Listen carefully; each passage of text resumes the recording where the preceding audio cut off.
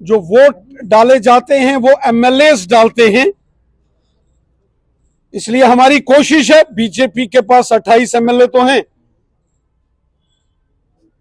और एक सीट पर तो Bharatiya Janata party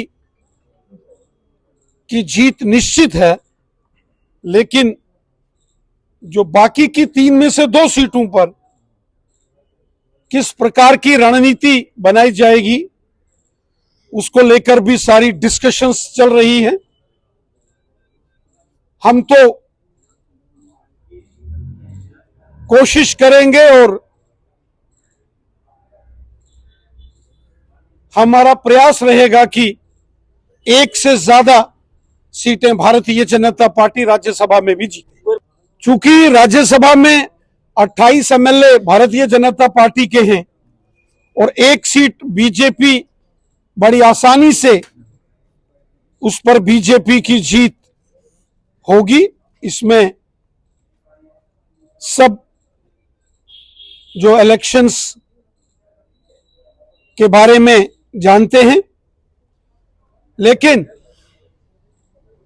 like minded जो हमारे इंडिपेंडेंट कैंडिडेट्स हैं जो जम्मू कश्मीर असेंबली में जीत के आए हैं,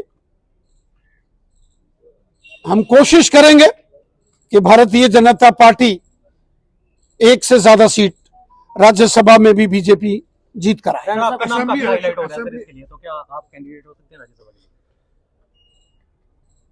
ये फैसला पार्टी का सेंट्रल पार्लियामेंट्री बोर्ड यह निर्णय करता है।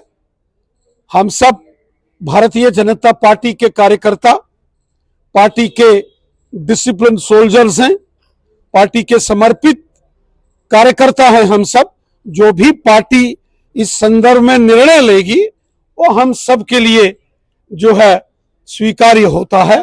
भारतीय जनता पार्टी में इलेक्शन कमेटी और इलेक्शन कमेटी के बाद सेंट्रल पार्लियामेंट्री बोर्ड, जिसमें माननीय प्रधानमंत्री जी, माननीय राष्ट्रीय अध्यक्ष जी और माननीय गृह मंत्री जी, पार्टी के सभी बड़े शीर्षस्थ अधिकारी होते हैं, उसमें फाइनल निर्णय लिया जाता है।